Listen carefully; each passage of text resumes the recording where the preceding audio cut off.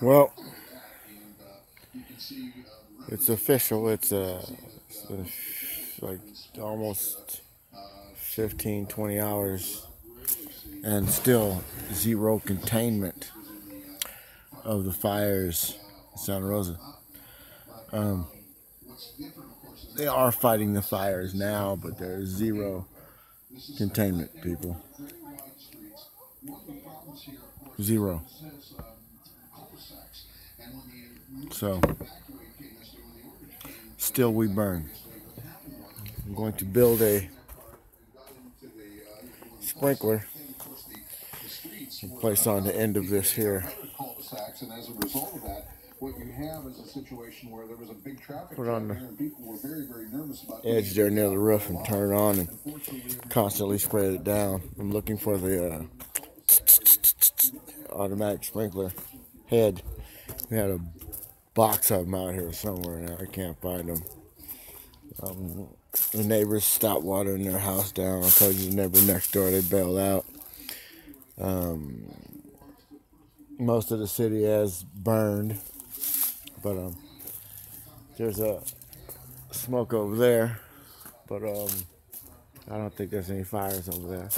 There's also smoke over there. I don't think there's any fires, but all the real fires are on that side over there. We've been out here vigilantly all night. No sleep. There's no food in town. All the restaurants are closed, and people have had to literally from Santa Rosa to Petaluma to get food.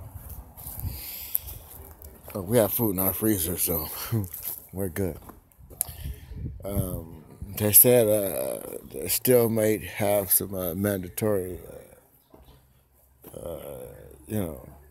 evacuations.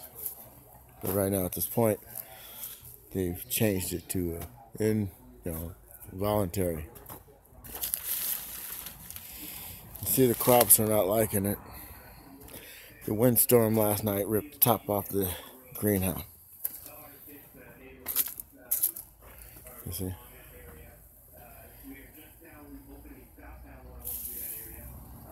This is bad. Ash all up in my shit. We survive here. So, the last thing I want to see is the fucking hashtag Santa Rosa strong. Strong is what motherfuckers do around in other places. We're stronger than that. We're indivisible. You have to let nobody understands how bad this is, because they're gonna turn this into a fucking cliche. That's what happens in situations like this. Things like this become cliches. Like I said, the town is burning the fuck up, and it's still not matching. What I'm seeing and what I'm hearing is not matching what they're saying on television. People have been suffering. People have lost everything. I've met a few people on the same block that have ended up over here because their family lives here, and it's getting strange. So now we're just starting to notice the airplanes doing their drops. As you can see, there's one right there. I don't know if that's like the fourth or fifth airplane I've seen totally today. I think they may be just doing recon. See that? They're saying that there's too much smoke in the air to fight this because it's look, it's like this. Well, personally, if they would have fucking got their ass out there to that goddamn the place where the shit started, so letting it fucking burn itself out, the shit would have never fucking happened. I hate to say this, but 2 years ago, it got real bad, and they were on it. There was on every. You couldn't put a cigarette out outside. I mean, it was that secure. They put it on lock. Nobody was screwing up. There was nothing like this popping up. It wasn't happening, and then all of a sudden. Like a line. I tell you, if you look at the map, it's like a straight line, man. It's like there's something don't fit with so crazy ass shit. And we have been on get the hell out, mandatory get out since 2 o'clock last night.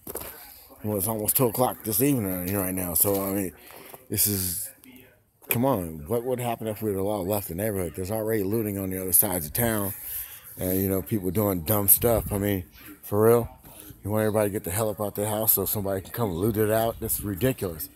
Like I said last night, right after around 3 o'clock, there's so many people outside. There was a black truck came down the street, and it was swerving. I mean, we're swerving from left to right all the way down the fucking street. And the guy says, "Look, there's propane tanks in the back of the guy's truck." So that's what's fucked up. Hey, I'm glad to see you made it, boy. Your PlayStation didn't make it, but I'm glad you did. I'd rather see you alive, man. That's all that matters. This kid that just showed up, they lost everything. So let me go ahead and talk to this kid and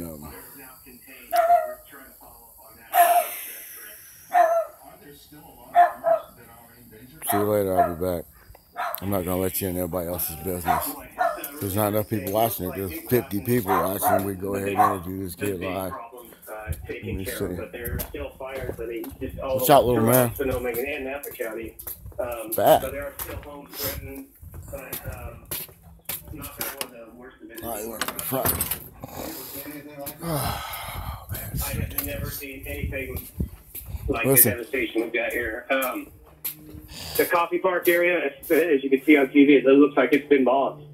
It's just incredible. It's the worst thing Sonoma County's had happen to it in many, many years. And officers, you were talking about perhaps the worst being over. We are bringing right now live to our viewers, sadly, another home being destroyed by flames. It's very difficult to make out because there is so what happened? Man, it's live, bro.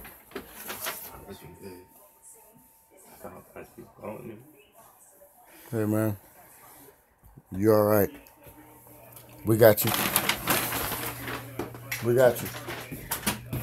Everything. Come on. I'm out here. It's bad out there. Do you live in the area? Is your house sad. Mine is. Channel 2 finally got us. Channel 2 didn't give a damn this morning. They didn't wake up. Look, I guess they didn't wake up.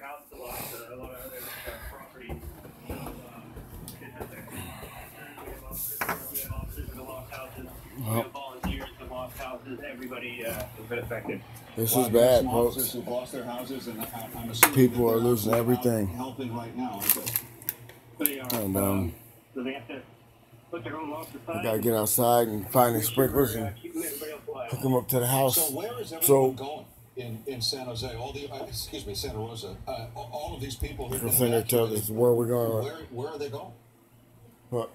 There are several evacuation centers. I don't know if you went over those or not. The evacuation centers. Several of the high schools have opened up to take people since it is a school holiday. There's some churches in Petaluma. So, a lot of people are just getting out of the affected areas and going to friends or relatives in the area. I know there are probably so many people out there watching this going, I want to help. I want to do something. Any advice for them? Well, we're in desperate need here in Santa Rosa. We saw this with the fires in Lake and Ness County last year, where the services were so overwhelmed with donations that some people stopped. So, it's breathing his shit for a while. The thing that helps the most is the donation of money. Oh, here it goes. We've got water for everybody. We can get food for everybody, but it's going to be afterwards. We're going to need a lot of people are going to need a lot of help for many months to come. When you say donate money to the Red Cross, is that what you would suggest? Clinton Foundation or any disaster relief organization that you're familiar with. Well, officer, we appreciate donate money. You taking the time again. You so it comes down to donate money that the soon, but no word on people like this young guy in here. He won't get on his fucking money. River Road will reopen. A 19-year-old kid lost everything. Right, officer, thank you for think he's gonna get some fucking money. Talking with us. We appreciate the work that you're doing, and I'll be checking back in with you soon. It's just awful to see what's Santa Rosa. All right, thank you. Still burning. And stay safe. And when you talk about Zero officers themselves losing their homes, as you heard, the officer there say they're putting aside their own loss Zero to try to keep folks alive. And containment. sadly, we were just bringing you live pictures from Skyfox of another home being consumed by flames. And this picture that we were showing you is just east of Yountville. So war structures threatened. Zero. We heard the Cal Fire Battalion Chief talk Zero. about that. The threat here, folks, it is far from over. There are still thousands, as he put it, of homes threatened. Still danger. a very large concern about where this fire is going to be heading, where it's going to be moving in the coming hours, especially as the winds sort of shift. We heard from Rosemary that they have died down, but that in itself is